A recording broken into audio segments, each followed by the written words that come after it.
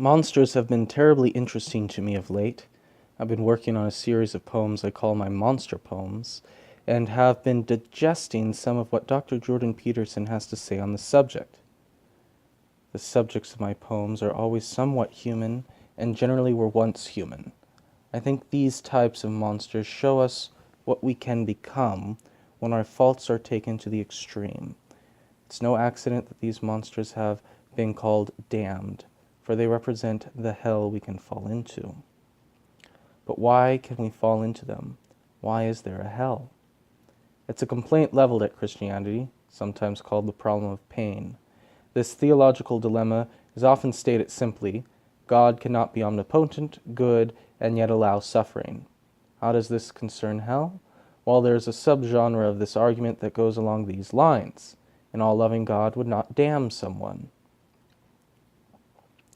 They both suffer from the same deficiency, that of being blinded to the entire nature of God. But, even allowing for God's holiness and justice, the problem, though more complex, doesn't disappear. God is not somewhat loving. He does not love only to the point where his justice allows him room to love, so the problem still stands. What does this have to do with my poetry? Dr. Jordan Peterson brings out a horrible truth. We have to be monsters, at least a little bit.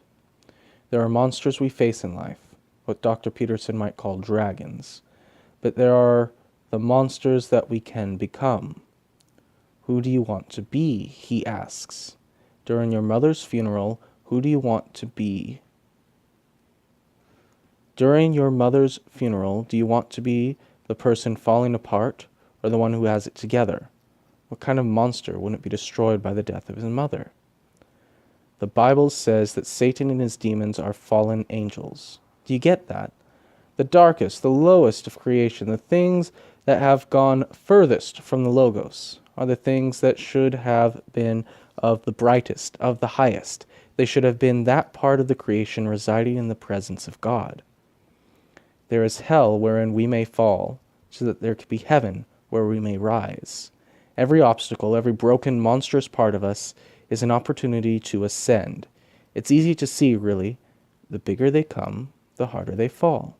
A weak man, by virtue of what strength he has, can do little, either good or bad.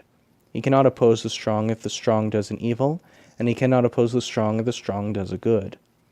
It is strength that can make of us heroes or monsters, and the more given, the more is expected. Why is there hell? Because the strength that can tame the wilderness and erect a walled city may also tear down the same. The genius that can make men free may also enslave them. The trust that allows us to help each other may be the door through which we are betrayed. The divinity that allows us to become sons of God can be contorted into hell.